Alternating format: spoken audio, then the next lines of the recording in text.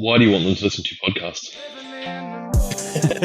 So that when they think about starting a business, they've got the content that is pointing them in the right direction. That is such a valuable piece of advice there.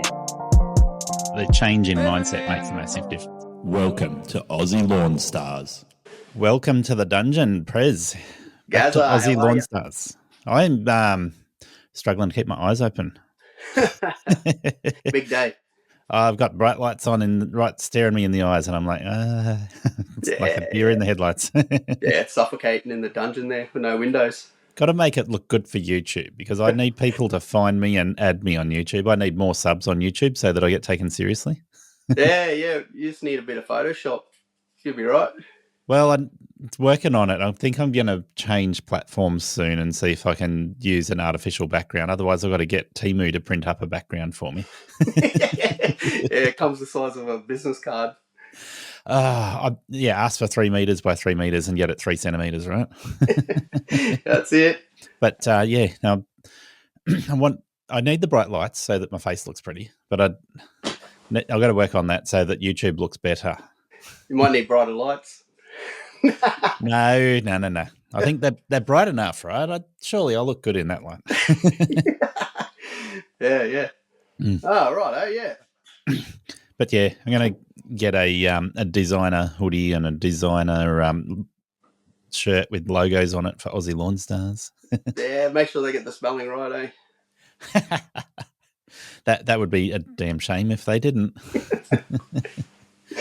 Yeah, good. But Prez, I reached out to you last week and I said, hey, we need to record again.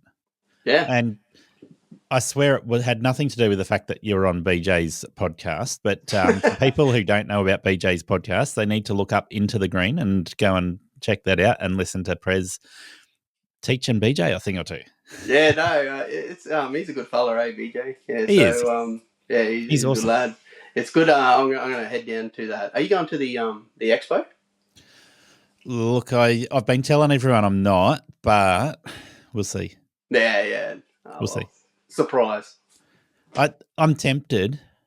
I'm just struggling to work that one out at the moment, but it's not too far away now. It's what are we at the end of June? So this is going to go out next week, and we're going to be like 1 month out from needing to be hopping on a bus or a plane or whatever. Yeah. That's it. My wife decided when I said I was going down there, she decided we've got to go for a holiday to the snow. So, right, I couldn't get away. Take the kids down, have a bit of fun at the snow. Yeah, it should be good. Hopefully it's hopefully it's good snow season. We'll see. I reckon it will be because the freezing cold down this end of the country, it's we've had snow in a fair bit of New South Wales, and I don't mean like full coverage across New South Wales, but I mean like the high points where we get snow. A lot of those have had several doses already. Yeah, righto. Well, it'll be a little bit cooler than where I'm from anyway. Just a bit. Yeah, just a little. Far north Queensland. Yeah. Be loving this weather. Yeah. I'll come down there and just snap freeze. I'll get off the plane. Yeah. So when I reached out to you, I said, hey, Prez, we need to do another episode on mindset. And the reason I wanted to do that is because I'm trying to make sure people listening to my podcast hear the things they need to get started in business or to make their business thrive. So those are the two key things I want to see. I want to see people being adaptable, goal setting, building their self-belief, their image of what they are as a business owner rather than where they've come from before they started. Yeah. Because, like my training, my background is in a model called the Shingo model. Yeah. And that is based around your values or your guiding principles, you could say. So what you believe in, and on behaviors. So that really focuses into the mindset side of a business, because it might sound like mindset, just whip them and they'll work harder. But Hmm. because the way I got into it, I worked with big businesses, big companies that run this model, and what it does is drive. They call it business excellence. That's like the bigger name, and the big companies, it's all about driving the right behavior, which comes from a mindset, which comes from which is all underpinned by values or guiding principles.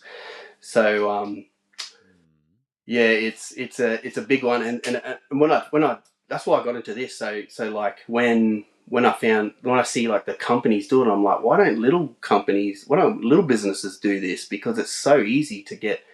Then you're not fighting with your employees. I'll tell you why they don't do it, because 99% of people have already tuned out once you started talking about the Shingo model and all these different fancy words. Yes, exactly. So, but the funny thing is that why would successful businesses do it? well, let me ask a different question, because that's good, right? You want to be successful. Yeah. But what I'm going to say is the keywords people want to be looking at is, where do they come from and where are they going? Yeah, pretty much. You know, the old song, "Where'd you come from? Where'd you go, Cotton Eye Joe?" Yeah.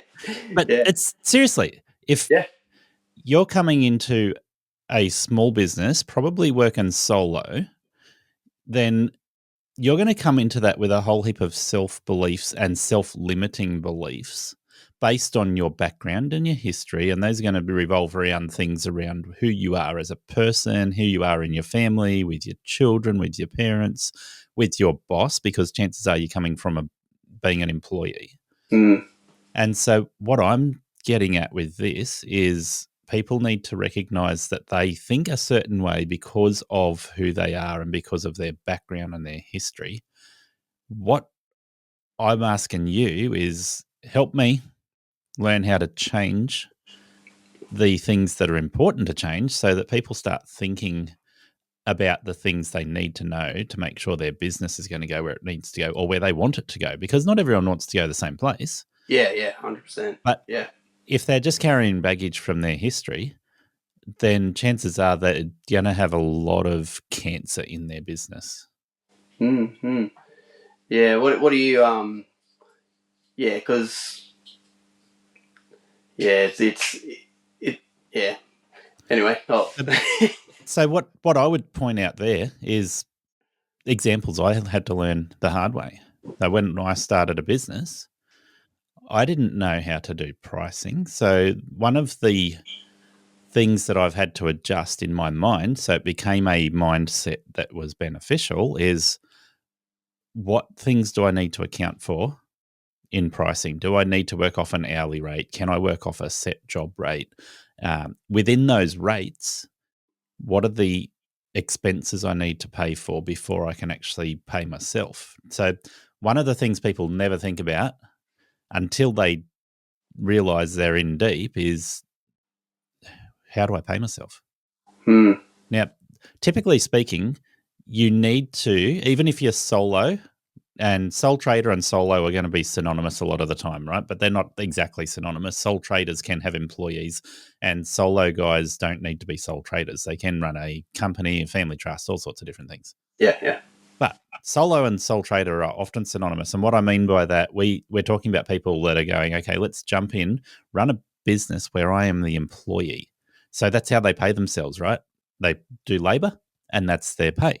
So people get stuck on the idea that the amount of money they need to charge is directly proportional to the labor rate. Yeah. And what I'm going to suggest is there's two ways you need to pay yourself in business. One is labor, because you're going to be the labor in the business to start with. And two is profit.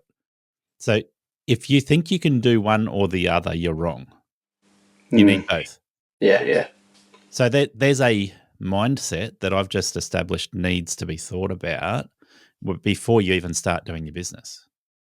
And I'll give another example there just so people really realize the importance of profit as well as labor. if you start a business that's a laundromat where people come in, they put coins in the machine and they wash their washing and they walk away again, you're only deriving profit. There's not a lot of labor involved in that business. It's just machines, and you get a margin for the amount of time those machines get used. Yeah. When you're running a lawn care business, you're doing labor, pushing the lawnmower around. And so a lot of people just equate the labor to going, well, if I'm making $40 an hour where I was making $30 an hour working for Woolies stacking shelves, then I'm making $10 more on my labor. That's easy. Yeah. No, you're wrong. Yeah. So you need to account for all expenses, labor as well as everything else as an expense, and then add profit on top of that. And people should be aiming for 30% profit margin. And you can make 10% profit margin. A bigger business will be quite happy with 10% profit margin, but a small business should allow for up to 30% profit margin. Yeah, because the bigger you get, it's more. It ends up more as a percentage. Yeah. It's because do you think so when you're thinking of like how to that labor for profit, it's all like inward facing, thinking about yourself. I need to charge this, I need to make that, but if you focus, do you reckon focusing on the customer more, so thinking what's the value they get out of it, would be more beneficial for someone starting up as well? Well, if they don't think about that, they will run into problems. So again, this is the thing. When a typical person comes into our industry, they focus on delivering what they think the customer wants instead of asking what the customer wants. So most people start by going, I can cut grass, I can make long grass short, and I can make the edges sharp. Yeah. And, there's a whole heap of other things you can do to keep customers happy. One of the things that you learn really quickly when you start a business like this is the words that come out of the customer's mouth give you clues as to what will keep them happy. Yeah. So you turn up and quote a job, and the first thing that comes out of their mouth is the last guy. What, Leroy? Everybody knows Leroy. And if you don't know Leroy, you need to know Leroy. But the reason why they're talking about the last guy is because he didn't do what they needed. So you can find out very quickly the last guy didn't, and then the customer just they just vomit words. And it's like, okay, the last guy didn't turn up regularly. The last guy didn't cut the edges. The last guy didn't communicate. And this is a funny one, the last guy never sent me any invoices. So how could I pay him? And then he'd stop turning up. And that happens so much. Yeah, 100%. Yeah, it does, because you end up too busy, then you forget, and then it stretches out the payment, and then you end up not having enough money to continue, and oh my God, it gets out of control.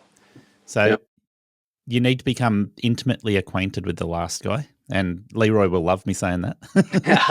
Because I was only talking to one character the other day, probably last week, about the value for the customer, and they were asking me a few questions about, this and that. And then I just said, what does the customer, what do they want? And they're like, oh, they wanted this and that. And these things. And then I said, did you ask if there's anything specific extra they want, or something they want to see? Like, what's the outcome? And that was, they sort of just stood there and went, yeah, righto. That's probably, I might ring them back and ask them that, just to get that extra bit, because instead of trying to sell something, you're getting them to ask you for the extra service or whatever it is, by asking them what extra they want, instead of saying, I also offer this service, I also offer this, as you want it, do you want it? Get them to ask you. What you're talking about is using good communication skills to build your customer service skills. Yeah, exactly. Yep. So typically somebody starting out solo, they probably are doing that for two reasons. One is flexibility. They always believe flexibility is a key thing when you start your own small business, working for yourself, no employees. You're going to have loads of flexibility. Right? Till you don't. Yeah. And the other thing is they think they're going to make more money than what they did working a job. But if you start out with those two things front of mind, you start going and acting like a technician. Like, I can provide the customer with good quality work and I know what's best. Hmm. So when you do that, you straight up are cutting your customer service skills off at the feet. I was going to say off at the balls, but off at the feet. You're destroying your customer service skills because you're trying to tell the customer what they want instead of asking them what they want. Yeah. Always put myself in, like, if a car salesman's trying to sell me something, if they're just pushing me all the time and not asking me what I want, I'm out of there, because they're just after your money. They're not after you to find the right car, and you have that same frame of mind. So you might listen to what I just said 5 minutes ago about the last guy and go, aha, we know what the customer wants, and never actually ask them. Yeah. So it's really important to make sure your communication skills, and you don't have to be an expert communicator. You just need to ask. No, there's a few books actually, communication books that are out there for people. Definitely. Especially these days, like, you can get on Spotify. They let you do so many books a month, I think it is, audio books. So you can just cruise around, especially lawn mowing. Just cruise around all day, just chewing into some books, and just end up killing it. I'm Gary Ashton, and I'm here to help business owners succeed and enjoy being in business. Does running your business feel chaotic? Maybe you started it for freedom, to live the life you wanted, but now you're stuck in the grind, overwhelmed and exhausted. The stress doesn't stop. You work harder, but nothing really changes. Get real support at Think Tank Coaching. Get crystal clear on future goals, your ideal customers, and the numbers to focus on that will move your business forward. If you're ready to make a change, let's talk. Book your free strategy session now at thinktankcoaching.com.au. I'm just trying to open my books library. I keep all my audio books available to listen to. And I've got a bunch of books that are aimed at improving communication skills. I've got a couple that you've mentioned to me that I've only just started reading, to Never Split the Difference. That's a great one. Oh, yeah, that's a good one. That is so good. If you're, that's actually good for a customer. Yeah, customer service. Even though that guy's background is good to hear that story, and use them skills he's a negotiator, a terrorist negotiator, using them skills for customers. Sounds a bit sus, but 100% works. Another one that's great for customer service is Super Communicators by Charles Duhigg. Yeah. I haven't read that one, but I got it lined up. Yeah, you need to go and listen to that one, definitely. Another one that I think is really important for customer service is the E-Myth, and that one's just good for small business altogether. But that lays out a very clear blueprint. That one. Yeah. Well, the E-Myth. And I've got the E-Myth Revisited, so it's an updated version. It helps you to start thinking about business instead of just thinking about being self-employed, just thinking about your history. You start thinking about the future. What do you want your business to look like? What do you want your customers to be? Yeah. How do you make sure your business achieves goals? So it is, even though it's not sold as a mindset book, it's going to change your mind and change the way you think, which is your mindset. Yeah. Because, them communication ones to start off with, you got that Never Split the Difference, and then How to Win Friends and Influence People. They really work with communication, especially customers. And you use, it's not everything you use out of it, but there's key things in there that you use for a customer what you're doing is showing them the value that you're going to give them. And that you can't put a price on the value that they see. When they could pay the last guy $40 for a job to mow their lawn, but you're going to give them something more than just mowing lawn. What's the value you're giving them? Yeah. Another book that I think is really critical for customer service, and this is actually a Christian book, so people might not want to listen to Christian books, but it teaches this skill we were talking about earlier. It's called Tactics by Gregory Kokel.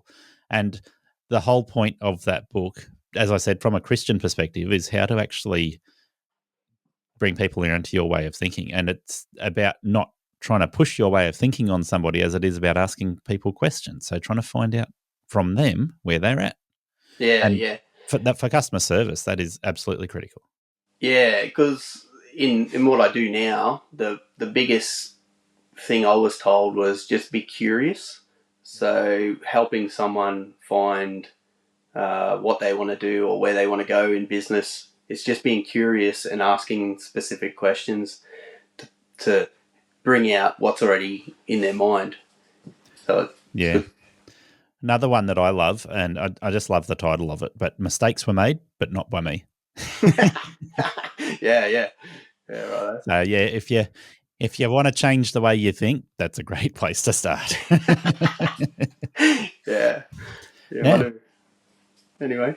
Yeah. So, Prez, when somebody starts a business, they bring this baggage, and the baggage is going to cause cancer in their business. Unless they start asking the right questions, unless they start changing the way they think. So we mentioned earlier pricing as one of those things that you just don't think about like a business until you're failing as a business. And then you go, oh, hang on, what am I missing? Yeah. Right. We've mentioned customer service is another great thing to think about in terms of how you think, whether you are trying to force your opinion on somebody else or whether you're trying to encourage them, the customer, to share with you what they actually want. Yeah. So all of that, that's where you go back to the start. So why this helps with the customer, this helps with how much you're going to charge, what you're actually going to do. You got to go back to what you want from your business, why your business exists. So if you're telling people I wanted flexibility, that's why I started my business. Mm. But what does that flexibility do for you or give you? Think further than just on the surface. So if you were, I don't know, we can probably role play. If you were starting up a business and you told me flexibility is what I want, how would you answer if I said to you, but what does that give you? What does the flexibility give you? I can tell a short story here. We're going to dive down rabbit holes the whole way through here. Let's do it. I started my business 15 years ago, so that makes me 33, 32, 33. I think I would have been 32, just before I turned 33. Yep. Right? 15 years ago, I started my business. My daughter was turning 1. So I wanted the flexibility of my wife being able to go back to work after her maternity leave, and I wanted the flexibility of being able to choose to work less hours so I could look after my daughter the days that my wife was at work, and I could go to work the days that she stayed home. Yeah. So that was a nice, clear, that's what I want out of the business. Yeah. That was 15 years ago. She's my youngest child out of 4 kids. Yeah. And she's now 16. Yep. So the need to stay home and look after her through the day is no longer there. So that lasted for a couple of years. Right? Yeah. But after 2 years, she was doing daycare, right? So she was 3 years old. She was doing daycare, not every day of the week.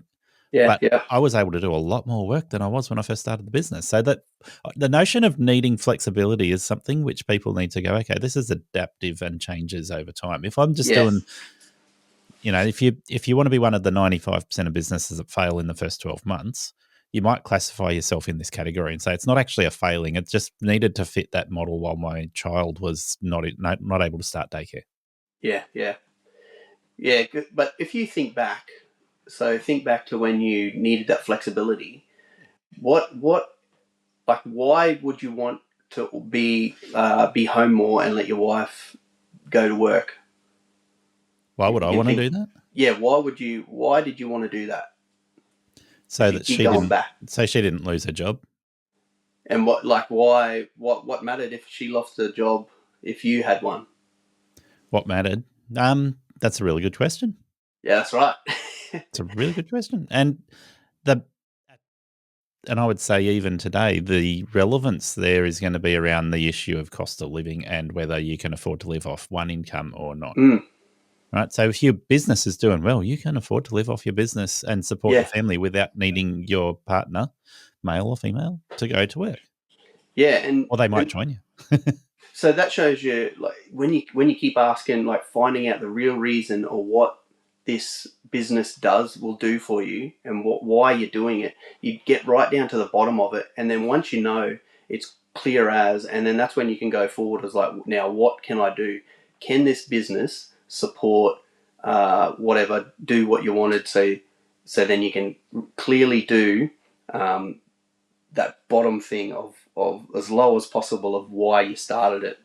So if you would have answered that question back then, you probably would have, you may have went down the same line, you may have went down a different line of your business, and that's why it's so important to get super clear on your why you're doing it, and then where you want to go with your business. I think it's something for people to think about on that topic is, when I started my business, I left 15 years ago a $50,000 income, and my goal was to have $50,000 turnover in the business. And my argument, and I would say this is still logical, but not necessarily true. My argument was that a $50,000 income, you have expenses, and a $50,000 turnover in your business, you have expenses. And I rationalized that they were comparable. And therefore, if I could turn over $50,000 in business, then I was as good off as when I was working for somebody else. So a lot of people are going to come into business with some preconceived ideas and some self-sabotage.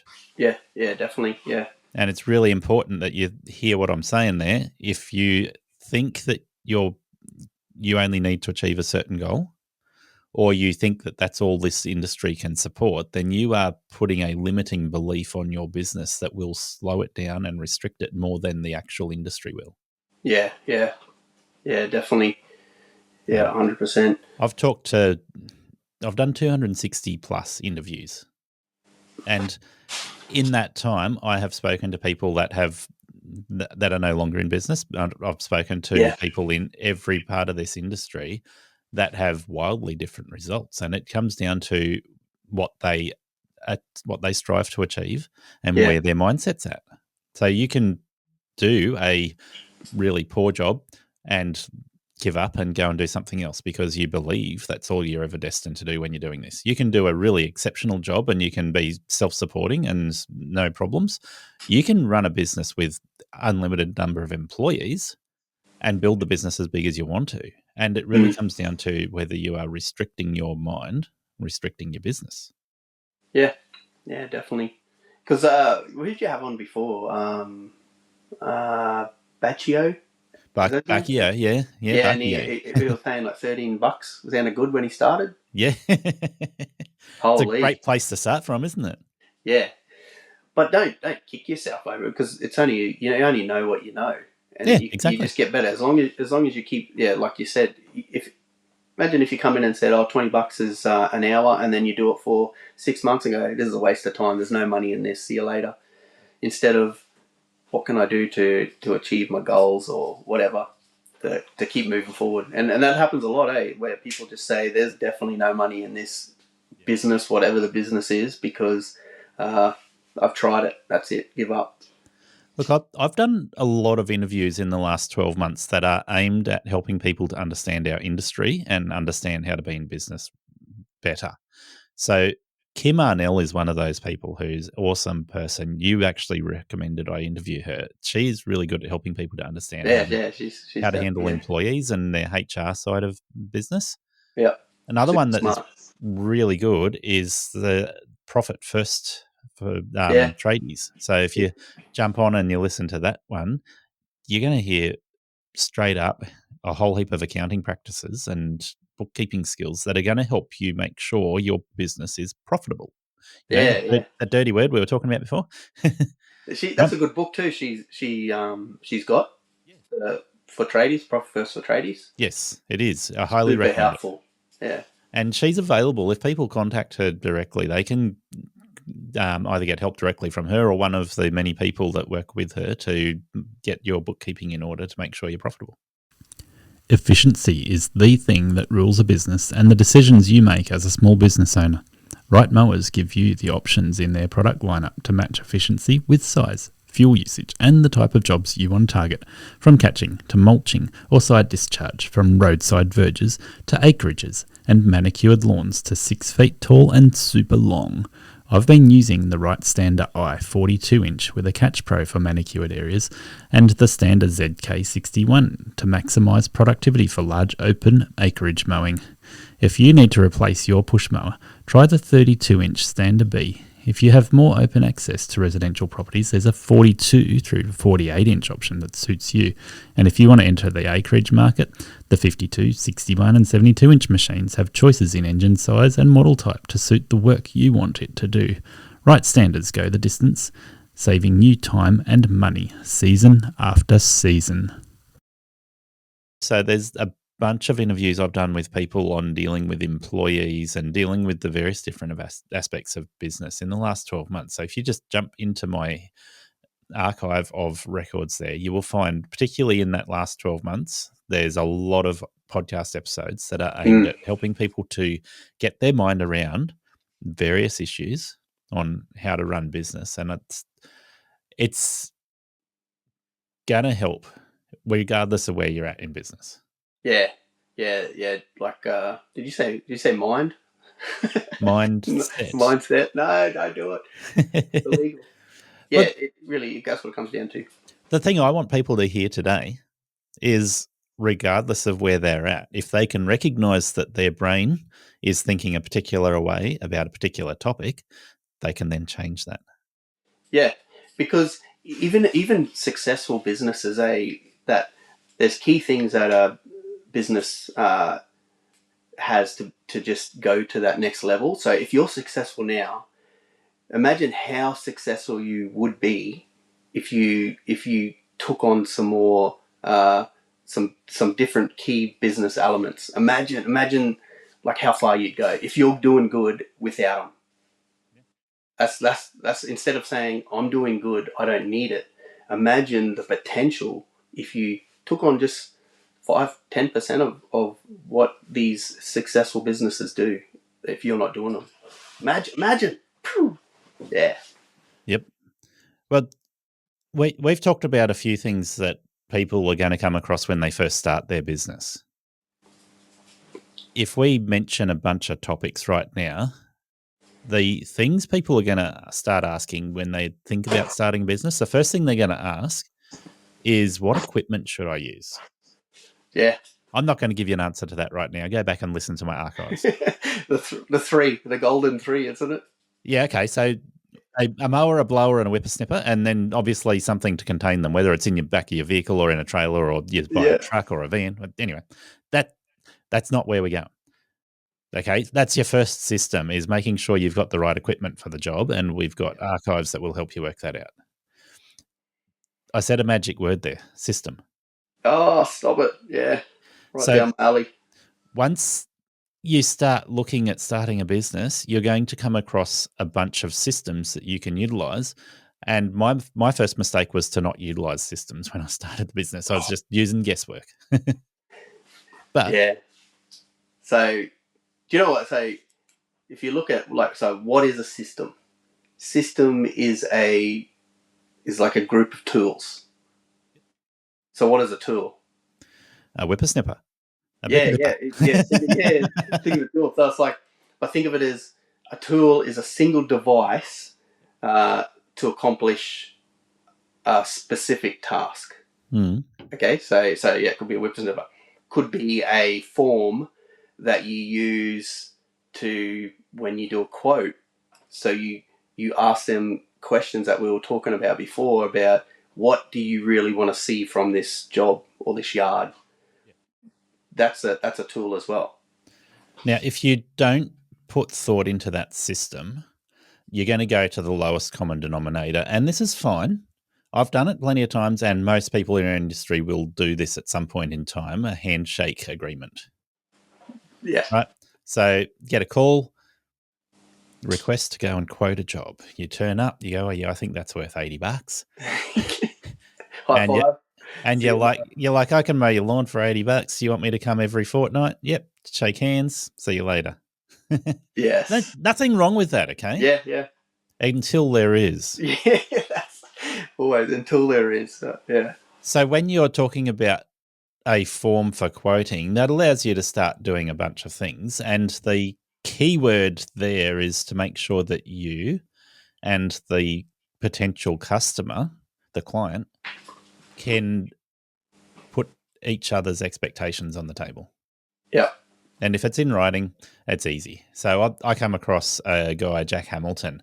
He would put a quote together that had a full, I think close to a page waiver in terms of all the different things he would expect from the customer about not leaving dog poo on the grass, about if the customer has any foreign objects on the lawn or anything that might cause a broken window, Jack was not liable for the broken window. Yeah. Okay. Yeah. Yeah. There's a bunch of things you can put into a quote that says, hey, these are my expectations of you as a customer. I expect you to make sure the gate's open. I expect you to clean up your dog poo. I expect all of these different things. What does the customer expect in return? Let's have a talk about that too. Yeah. That's thinking about that ideal customer. Who's your ideal customer? Yeah. I love thinking about that one So because you need to know. But your form there that you mentioned is one of the key ways of making sure you clearly communicate those things. Yeah, definitely. And then what happens is, so you call this systems and processes. If you think of like a business, if it doesn't scare too many people, so you think of that's a system and process. System and processes drive behavior. Okay, so when you're thinking of your values or your guiding principles of your business, that and systems and processes drive the behavior that you want to give that ideal customer the ideal result. Okay, so if you don't have systems, you can't expect, you can't expect to get the behavior from the people that are working for you. Just from, if you're just hoping they do the right behavior. But if you've got these things in place, it will drive that right behavior to give that right result. So you're talking about employees now, and the system that no, not at all. It really helps for yourself too, because it'll keep yourself accountable that you're going to do the right thing in your business, aligned to your guiding principles or values. Well, we're jumping from the little pond into the big ocean once we start talking about employees. Yeah. The amount of systems you put in place when you are solo compared to when you are running a bigger business with employees is massive. Yeah. So if you can utilize some of these systems when you're solo still, and it will help you make your business more efficient and make you more money and make your customers happier. Yeah. But if you get them right, then when you bring on employees, it makes a world of difference. So one of the things, I interviewed Bill and Chris from Sortscape. And before I interviewed them, I interviewed Kyla and Renee, and I've talked to a few other people as well that all use Sortscape. So Kyla is one of the people that does the training for new people coming into Sortscape, and Renee's got a larger business. Her and her husband, Dan, run a larger business where they have multiple employees and they use Sortscape. So what is Sortscape? Yes. Sortscape is a system. It's a CRM system. Yeah. And it does a lot of the back work for managing employees and customers. Yeah, so full of tools, see? So that's a system, yeah. Yeah. After inviting Sortscape in to share how their software can help your business, we created a link for you to be able to support Aussie Lawn Stars when you join. Sortscape will save you time and effort with scheduling, quoting and reporting so you can build a more efficient business. Visit sortscape.com/lawnstars now to join, and thank you for your support. So you can run your business successfully without a CRM. You can just use a paper diary and wing it. Yeah, and paper, the invoice book. Yeah. Now, ask me how I know that doesn't work. Tell us why. Because when you get busy, when I got busy and I put on an employee and I was trying to manage how many jobs I'd done in a day, and I'd end up invoicing like at the end of the week, and then occasionally it got blown out to the end of the month. Yeah. So trying to make sure I was staying on top of the jobs through the diary was one thing. Trying to make sure I was staying on top of the invoicing with the customers was another thing. But then making sure the employees had what they needed was another thing. So there's all these different things that fall apart if you don't have a good system to prevent them falling apart. Yeah, there's like a saying: you optimize whatever you can, then automate it. So go optimize it, then automate it. So then it's taken off your hands. Yeah. So there are a bunch of CRMs you can look at. Sortscape is one of them, and I recommend it. ServiceMate is another one that I highly recommend. But they are very different in their operations, and I would say Sortscape is easier for people to pick up and use it straight away. It's simpler. Yeah. ServiceMate is more targeted at other trades than routine maintenance that we do. So if you're doing one-off jobs or you're doing more quoting, then you'll find ServiceMate has a bit of an edge over Sortscape. However, each of them have their own advantages. Do your research, have a look at what works for you, or ask somebody for help trying to work out what's going to work for you. The main point we're making at the moment, though, is when you start your business without knowing about a CRM or without thinking about the fact that you might need to automate and make these things systematized so that they work flawlessly, you end up with a lot of problems, like just simply forgetting to invoice a customer or forgetting to turn up to do their job or turning up to the wrong address. Yeah. That's forgetting even to ring people back is lost. Might have been the perfect customer that you just missed. Yeah. So what I'm saying with that one is Sortscape actually takes that out of your brain. You no longer need to have the right mindset when you've got the system that is external to your mind. But you do need the mindset in the sense that you need to recognize the need for something like that before you actually find it's beneficial. Yeah. Usually get to the bottom and then go, right, I reckon I need something. So one of the other things that goes hand in hand with having a CRM, and we'll tie this together, is having documentation. So you mentioned that in terms of having a form for quoting, but I'm going to bring this around to documentation across the board. When you've got employees, if you don't have an employee handbook and an employee contract and a work health safety policy, you're going to be forever chasing your tail to make sure your employees are doing things right. Yes. So that's what I was saying before with you've got your values. So think of your mowing business. So what's one or two values that you have in your mowing business, like that you expect, maybe like a guiding principle or a value or something for your mowing business? So I would say, yep, put me on the spot, and I've got it written down. For my mowing business, I want to have quantified quality level, and it's really important that I word it that way because it's not just about the best quality ever. It's about the fact that the quality is quantified and it's level that we're aiming for. So whether it's me or an employee, we all have the same understanding. That's what the level of quality is expected for each job. Yeah, so stick with that one for a second. So what is the behavior you want to see? So what's the thing you will see someone doing that shows you that value? If your employee is working, what's the thing you want to see? I want to see that they follow instructions. Yeah. That shows you that behavior. But you want them to be, following instructions, but to give the quality that you want them to. So you can say your value could be they take care of your machine. You want them to respect the customer, things like that. So if you think of when you look at that behavior that shows that value, say it's respect the customer, you're going to see them smiling at the customer when they walk past, say hello. If they don't, they're not displaying what your business values. Yeah. Okay, so then you go to that processes or systems, tools. What makes them wave or smile at a customer? Is there anything that will do that? Only if it becomes a pattern of thinking. So you can tell them they need to do it, but it Yeah. doesn't mean they will, right? You Yeah. can follow up with them and say, okay, did you do this? But they're going to be self-reporting. Yeah, and then this is how it all fits together. This is what, and I'm going to say the acronym KPIs.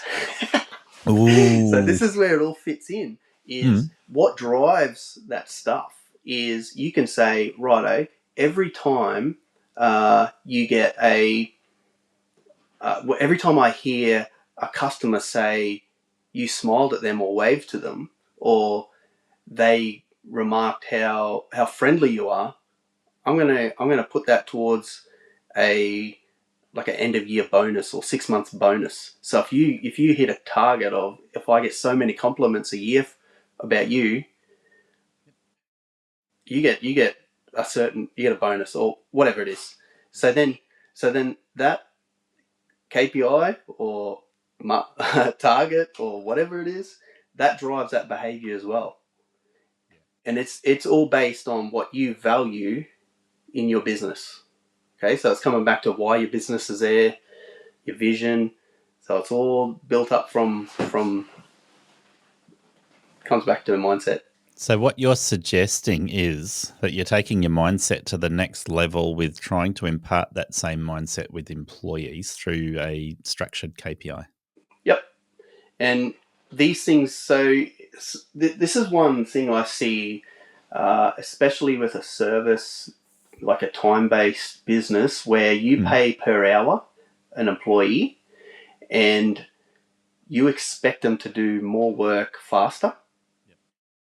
But that's a competing thing. Like you're telling them to work faster to get you more money, but if they work faster and finish earlier, they either get less money or do more work for the same amount. So how can you change that where they're doing more work for you or earning you more money, but it's not cutting them short, so that it's not competing?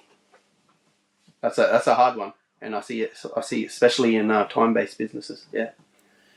Yeah. So I guess if you're fresh in business and you bring on your first employee because you're too busy to keep up with the work, it's probably like we talked about with the customers. It's like you turn up, you handshake, you walk away, and off you go, buddies. Yeah. Right? In a sweet world where your customers and your employees are all buddies and everyone can have a drink on a Friday night. Yeah. Doesn't work. Yeah.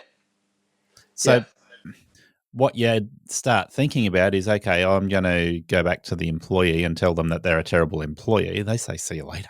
Yeah, that's right. Yeah. But if you go back to the employee instead of just telling them they're terrible and you say, hey, we want to sit down and do some reviews of your performance. Yeah.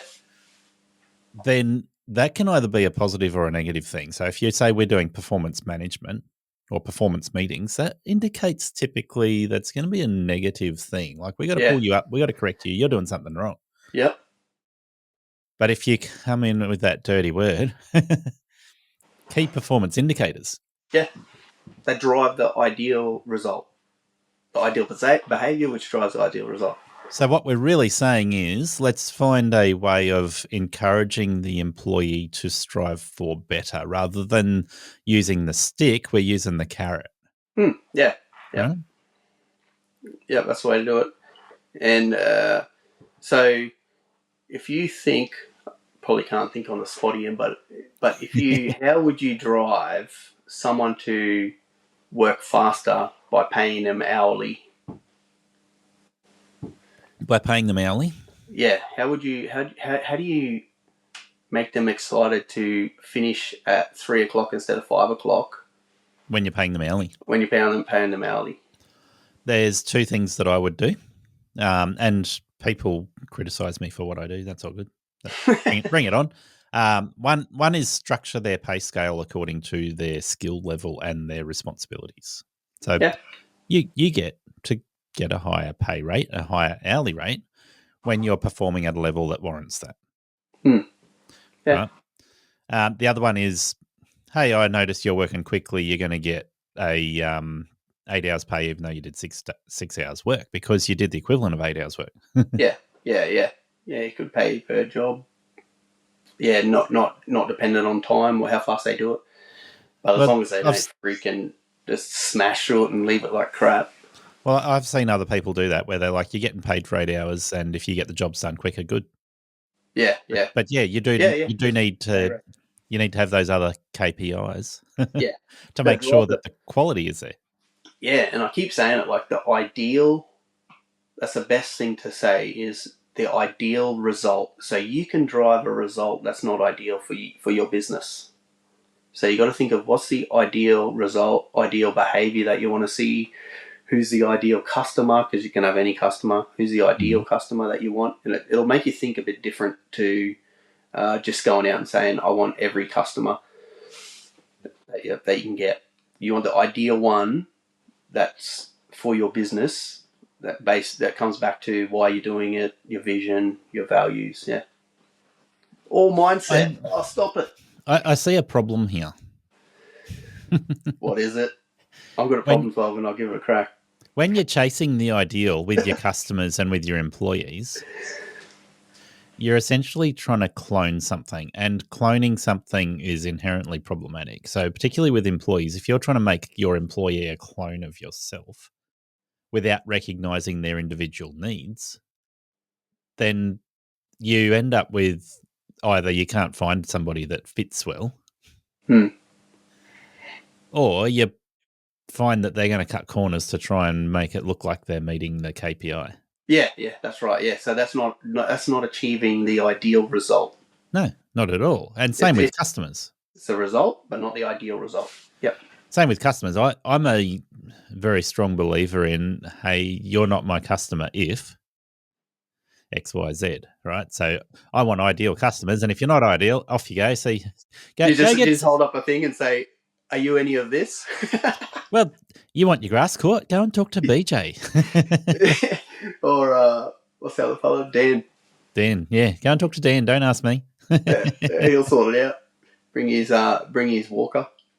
But seriously, don't you'll upset him. He'll be calling in. So yeah, if you do that to the nth degree, you can build a business where you filter out all of the people who are not ideal. Yeah. But it's really hard work. Yeah. At the start too, you really want business too. At the start it's hard because when you're starting off, you just want to make as much money as you can just to get back above that whatever wage you were doing before. It works a lot better if you build a window instead of a slit in the wall. Yeah. You say, okay, they need to fit within these parameters that are giving room for people to fit, but still going, okay, there are certain things we need to filter out and go, okay, that, if the employee can't work Monday through to Friday, they're probably not the right person for me. They should probably go and work for Macca's. Yeah. And when I because it's one of the things I do is help people identify their ideal customer. Is a good way to do it is look at like your customer. You could be your customer now, and then the future customer of what they're like after you, like what they want at the end of like happy, etc. And then all the stuff in the middle to get them there is what you do. And so that's how you can even build your business, like what you do for a business as well, like that. I have put it this way numerous times, probably almost every episode, so people will tell me to shut up. I offer, with residential, 3 types of customers I want. Yeah. My worst customer is still a good customer, but my worst customer, if I say, hey, Prez, you are my worst customer that I'm willing to accept and go, oh, you're still good, but you're my worst. Yeah. If you agree to doing 20 cuts a year, so I turn up fortnightly when it needs it through the growing season and then a small handful of times through winter, it'll make up about 20 cuts a year. Yeah. And that's the bare minimum that I'm willing to sign somebody up for. Anything less than that, you're not my customer. Yeah. Okay. Yeah. But this is where it gets interesting. Prez, do you want to be my worst customer or do you want to be my best customer? Yeah. Or the ideal customer. So there's 3 levels I can offer you. I'm going to give you a quote for all 3 of these, and you can choose whether you want to be in the best category, in the painful category, or in the worst category. Yeah, that's it. You can give them a trophy too. Worst customer. Here you go. You won. So don't get me wrong. The worst customer is still a good customer. Yeah, But the yeah. best customer is where I go, okay, I'm going to offer you a couple of extra things, or I want you to take up a couple of extra things. So 20 cuts a year, but when it's growing really fast, and I think where you come from, it grows pretty fast when it grows really fast. Yeah, freaking oath. Yeah. So I want to do weekly cuts when it needs it Yeah. instead of fortnightly. So that Yeah. might mean you're going to end up with up around 26 cuts a year instead of 20. Mm. Yeah. Okay, if you're happy with that, we're going to get on a lot better. Yeah. And- And like you can, sorry to interrupt you, but Yep. like think of what does the customer want? Like how do you sell the value of you doing weekly instead of just saying you're gonna be my best customer? How can you sell it so they go, that's what I want. I value. Do I just want this guy coming here cutting my lawn all the time, or do I want a perfect yard whenever I come out? And that's what we're offering with that Yes, perfect yeah. customer is going, okay, if we cut 20 cuts a year, there's going to be the summer period where the grass growth is insane. And if we come back at 2 weeks, it's not going to look awesome. But if we come back every week through that 3 months, then it's always going to look nice. Yeah, yeah. So you walk out of your house and you go, oh, yeah, the grass looks nice today. And if it's looking just even a little bit on the long side, you'd be like, oh, he's coming tomorrow, I know. Yeah. and then go to that next to it. So what else do you want? How do you want your gardens to look? Do you want weeds in your yard? So the ideal Yeah. customer will be like, I want my grass to look reasonable all the time. Yeah. I'm willing to pay for not just the grass being cut, but also a weed treatment and a fertilizer treatment once or twice a year. Yeah. And grub treatment as well to keep all Yeah. those things so that the grass looks good. The painful customer that is still good. The painful one. 20 times a year, yeah. No, that's the worst customer. The painful Okay. the painful one is no expenses spared. He's like, Prez, Oh, okay, yeah. I want you to live on site. Yeah. I want you to be out there every day with a cylinder mower Yeah, and pull the up the flag. scissors. Right? And you go, yeah, I can do that. And in the back of your mind, you're going, he's going to be painful, but he's paying for it. It's going to be good. Yeah, that's right, yeah. So that's what I mean. If I give them those 3 opportunities Yeah, to be my customer, then they can go, well, we just want the bare minimum, or we want what makes Gary happy, or we want the absolute best, no question asked, and we're happy to pay for it. Yeah. You can imagine, like if, say, going back to talking about that form, like have a form when you do that. Yeah. And you get what could you name the 3? So you could say legendary customer.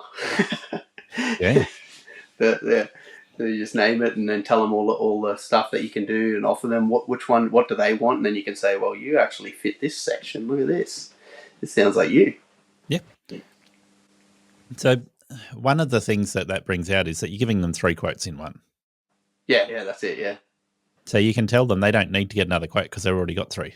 Yeah, 100%. There's actually a book that tells you about this stuff. Man, I read some freaking books and I forget them all. I just remember the good parts of it. And it says like they've done a test where they put choices on a table, I think it was, and they put a lot of choices, and the people that had a lot of choices just sort of looked at us, went, I don't know, and went away. Where the ones that had like, I think it was like between 3 and 5 choices, they always made a choice. So it just shows you if you can give them that golden number between 3 and 5, that's the secret. Yep. So you could categorize it in saying they want the best. They want their lawn to be the best, no expenses spared. Yeah. You could say that they want what's in your best interest, which is the middle one. Yeah. Or they could say they want to be the most efficiently priced. Yeah. And it just be open and honest to them too, because if you're telling someone they could have the world and then you don't tell them about the price and then they get a shock when this quote comes through, you're better off being like letting them know, because then they might go, oh yeah, I'll think about it, and then the quote comes through. Yeah, you did tell me it was a bit high. Yeah, I'll go with it. Just be open, honest, clear with customers. That's probably same. So maybe you should put it. Base level is the good enough customer. Number 2 is my favorite person in the world. Yes. Yeah. And number 3 is no expenses spared. We want the best. Yeah. Yeah. You are the best. It's no longer that you're my favorite person in the world. It's now you want absolutely the best from everything. Yes. And as long as they see the value, that's what you gotta. That's why you just communication, just getting everything from them. That's what it's about. Yeah. So I think in all of those examples, if you don't ask the customer what they actually want, then you run the risk of railroading them, and they won't be happy. Yeah. So that's it. You can tell them what you want. Those expectations, I just set out nice and clearly. But if you don't listen to what they want, then your mindset is stuck. Yeah, that's You're self-sabotaged. Yeah, but you're using a tool there to point you in the right direction by having that baseline of that this is what I do, but you're listening, and then that's how you go, well, you line up to this level instead of just having it all random all the time. And always it's just, that's sort of like half automating it. If you can think of it like that, you're half automating that these are the things that you're going to line up to, either above or below or whatever. Yeah. Now, one of the problematic mindsets that you might start out with is I want to get 90+% of the quotes. Yeah. So I want to have 0 no's and 100 yeses. Mm. And the problem there is that you're not having any expectations other than that they will agree to pay you something or get you to do some work, not even pay you for it. Yeah. Right. The problems that arise from that are huge. If you say, okay, I'm willing to get some no's as long as the yeses are where they've expressed their expectations and I've expressed my expectations, and we meet on a level playing field where we both are happy. Yeah. So when I say I offer 3 quotes in one, I want to make it clear that's where my expectations are. But I need to know their expectations as well so that I can see if they fit in one of those 3 areas where I really like them. Yeah. Yes. It's good. Yeah.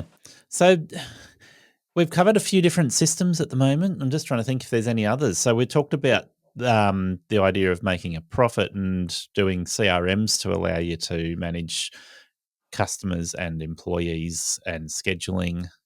CRMs can also offer some level of reporting, which allows you to then start looking at your KPI with employees and customers. Yeah. I remember Sortscape wrote something in the Facebook group, like, what do you want to measure? And I just said a few things that I measure is cost per hour worked. So they'll be able to do that with their system. And that's a really good one, because then you can see every hour you work, there's this much cost, this much is cost. As long as you're all over your spending, don't try cover it up and take out, like, even your wages, you got to take that out as well. So, and then when you then that helps you when you're doing your pricing, you know how much you're going to actually come out of it with the costs taken out. You sort of and then so once costs start rising, then you can lift your prices as well. Okay. And it's super clear for you. Yeah, so you're saying you want to know what your expenses are broken down into an hourly rate. Yeah, per hour worked, if you can do it like that. Yeah, because you need to know that the hourly rate is applicable to the amount of hours that you're actually working. So if you're doing a job for a customer and you know it takes 20 minutes, you can break down how much your costs are for that 20 minutes. Yeah, and then once and if you do it at the start, like once you hire someone, you straight up already know how much, because you've taken your wage out of it. You already know how much is going towards them, and then you've got what's left for yourself. Yeah, or for your business or whatever. A bit of profit and a bit of It's good. You need to adjust for an employee compared to what you'll do yourself, though. And I think that's one of those expectations I mentioned earlier in terms of expecting an employee to be a clone of yourself. Never works. So if your output for the day is 10 jobs and you put your employee on those same jobs, they're probably going to do about 7 or 8 instead of 10. And no amount of effort on your part will ever get them to a high enough level to go, yeah, they're doing the same thing I'm doing. You will find the odd person here and there that might do that, but not really. Yeah, they won't do it for the same reason. They probably will be able to do it, but it'll be a different reason.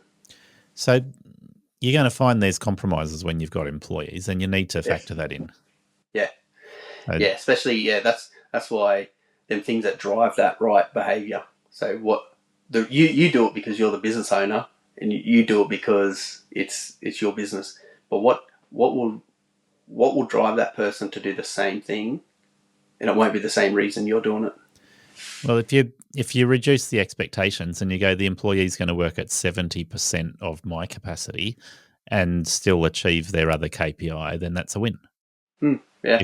If you say they need to work at 100% of your capacity as well as achieve all of their other KPI, you're setting yourself up for failure. Yeah, I reckon. You'll lose the person. They'll burn out. They'll say, "What's the use of doing this? The boss just sits there. I do all the work." Yep, that's it. But definitely. I'd say 80%. So an employee should do about 80% of what you do. Yeah, I'd say 80. Yeah, but okay. But up to maybe you don't work quite as hard as I do. Yeah, I just got better things that drive them. Nah. Yeah, who knows? Who knows? Yeah, that's the way to do it. Yeah, it's all I had a little picture here. I was going to show you how it works. What I was talking about before. Ah, damn it. See if does this show up on your TV, your screen? Do you see that little triangle? Yeah, it has showed up. It's not super clear though. I can't read the words. Or maybe I'll send it to you and you can put it on the screen later on. But it just shows like what I've been talking about the whole time about you got the systems and the processes and your values or guiding principles and how they make that ideal behavior. Yeah. Okay.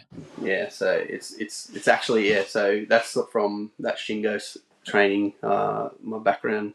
It's a different training than a normal business coach. Yeah. It's different. It's more. Yeah. So it's business excellence, and it's all about guiding principles or values and behaviors, which comes back to mindset. So what you're saying is it's helping the person to get everything aligned that they need aligned for them to have a business mindset. Yeah. Yeah. So exactly. giving them the values and the tools. Yeah, and it's what these massive companies do. And why are they doing it? Why can't little businesses do it? Just some of it, and even the basics of it, and you just kill it.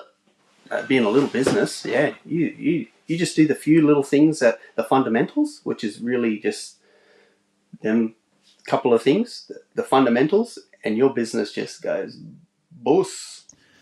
Yeah, so most small businesses will fail, and when I say fail, I don't mean like fail completely, but they will fail to do something well. And they can self-sabotage and go round in circles. I know I've done that, right? And grow, shrink, because they're not dealing with those issues and getting their mindset in the right place. So if you don't get the initial hurdles right, you probably won't even stay in business for more than a few months. You might make it through a season if you just guesswork. Yeah. If you go to a community group like LMCA, they will help you get a lot of those answers that you need to make sure that you start thinking about the things that are important so that you can cut grass and do some gardening. Yeah. But there's heaps of good people in that group, actually. It'll only go so far.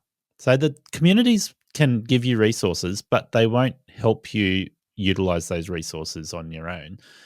Talking to somebody like you is going to make a world of difference. If somebody's going, okay, I know that I've failed at getting my prices right, or I know that I've failed at handling employees, or I know that I haven't organized my paperwork, I haven't got systems in place that manage all these different things.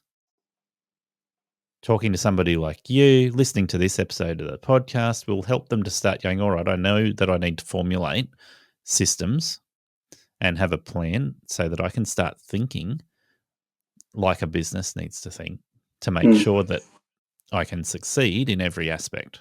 Yeah, and like I was saying before, even if you're successful now and you're hearing some things you're like, oh yeah, I don't do them, but imagine if you did do them and your business went even more successful. That's, you don't think of, oh, I don't need it, my business is already successful, but just imagine the next level, like if you did implement these things, because you're doing well now. It's just there's key things, and you might, if you got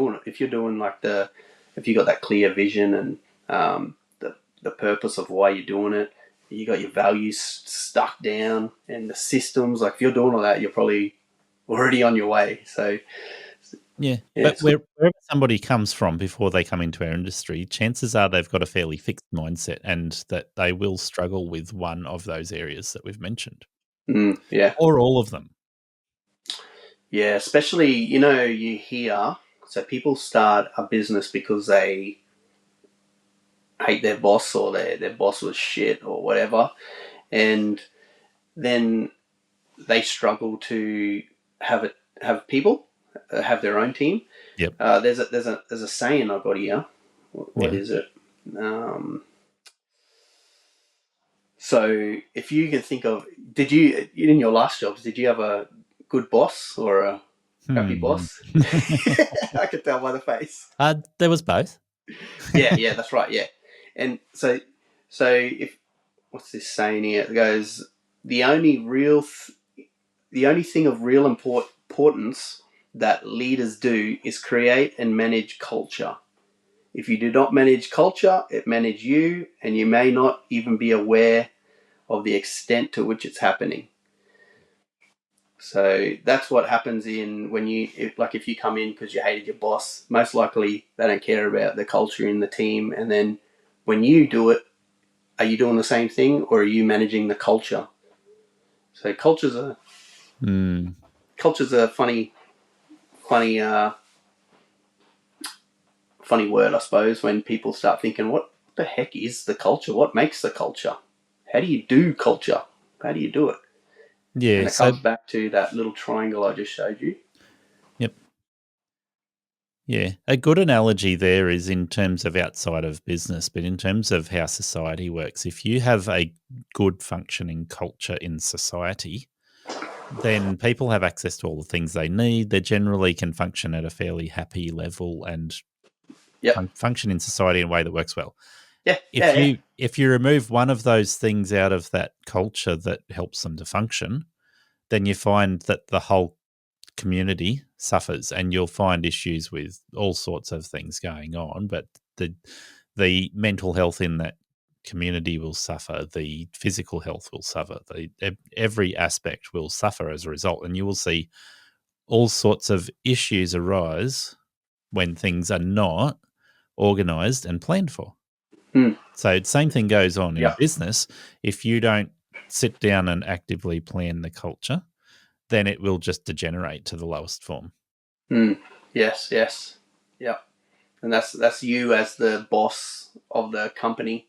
So if you can set it up well before you got people and do them systems, have the values, this is what I expect. When you bring people on as you grow, some people don't even want employees, but it's up to the business owner. Once you get employees, it's easy because you've built all this while you were the employee. Even if you don't have employees, every other system that we've talked about is relevant to you running a business. And if you don't have systems in place, then it's yourself that suffers. And it makes it so much more efficient, eh?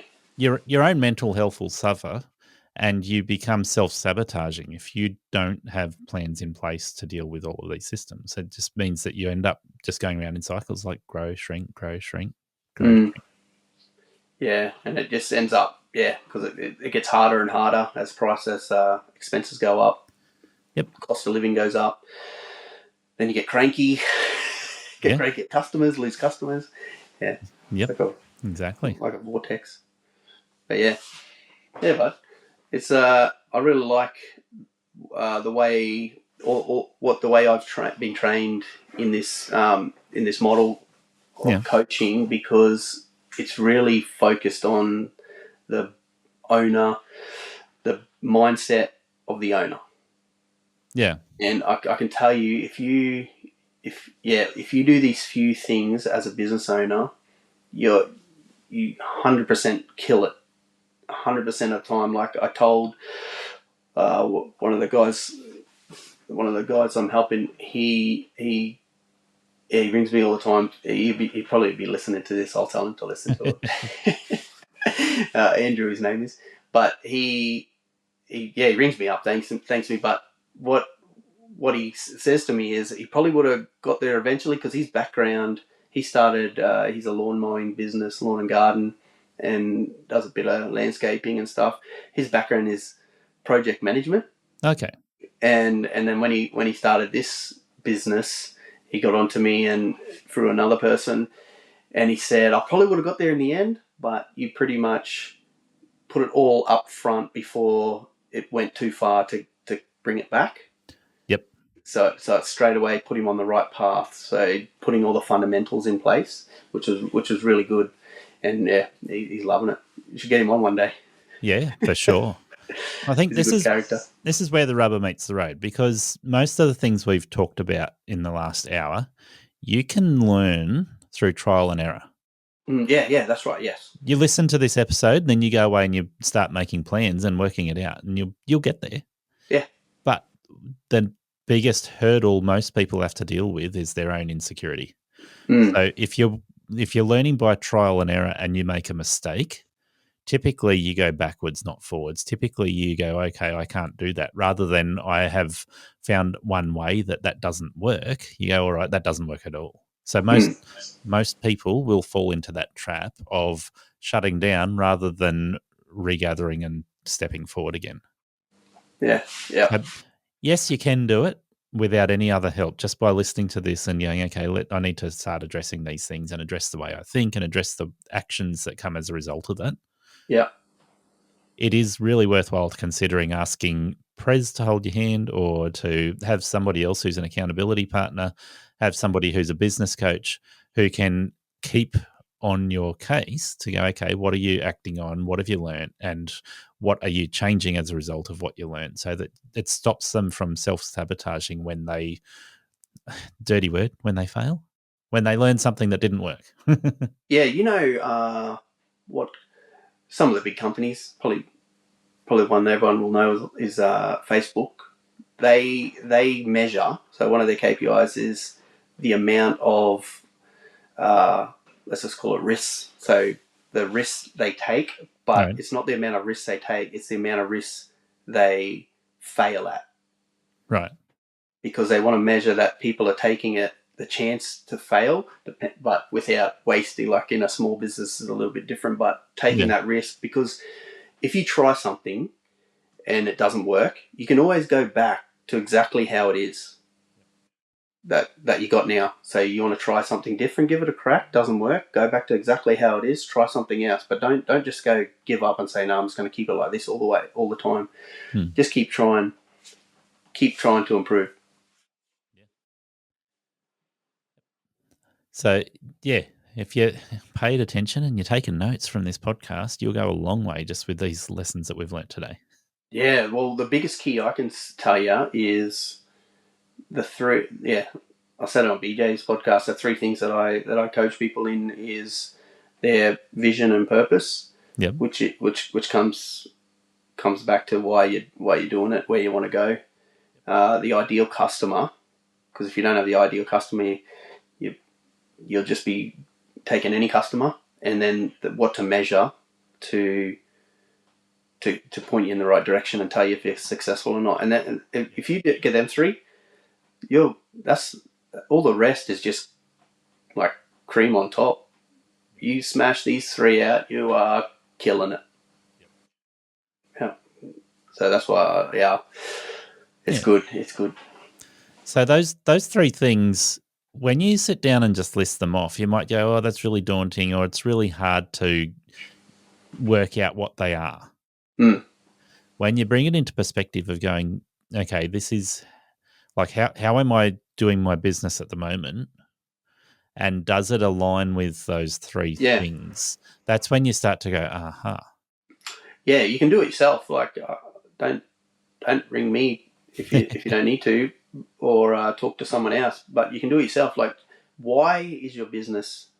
Why are you doing your business? Where is it going? Who you're doing it for? And can you tell if you're successful? That's pretty much all of that in a nutshell. If you can answer that, go for it. Yep. So yeah, I think good place to finish is if you know that something's not working and you keep doing it over and over again. What did Einstein say about that? Yeah. The definition. The definition of insanity. Yeah. That's it. Hey, Prez, thanks for your time. It's good to get you in the dungeon again.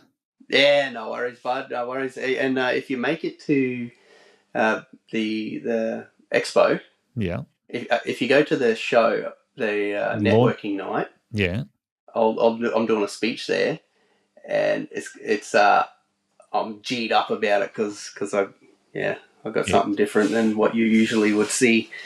I reckon it'll be good. Sounds good. And it's focused. I said it'd be one of them three things that I do, but it's just going to be vision. So if you don't understand or you want help with a vision, come and listen to this because it'll help you big time. You've got me curious. Yes. If you don't go, I'll FaceTime you. That'd be fun. Prez is up there giving his thing, and just FaceTiming somebody in. Yeah, going for gold. Awesome. No, good one. Yeah, thanks for having me on. That's good. No worries. It's good. Yeah, good to catch up again. All right. Thank you for listening to Aussie Lawn Stars. Please remember to rate and review the show on the Apple Podcasts app or the player you use. Exciting new shows are released every Monday. Make sure you follow or subscribe to hear the next episode.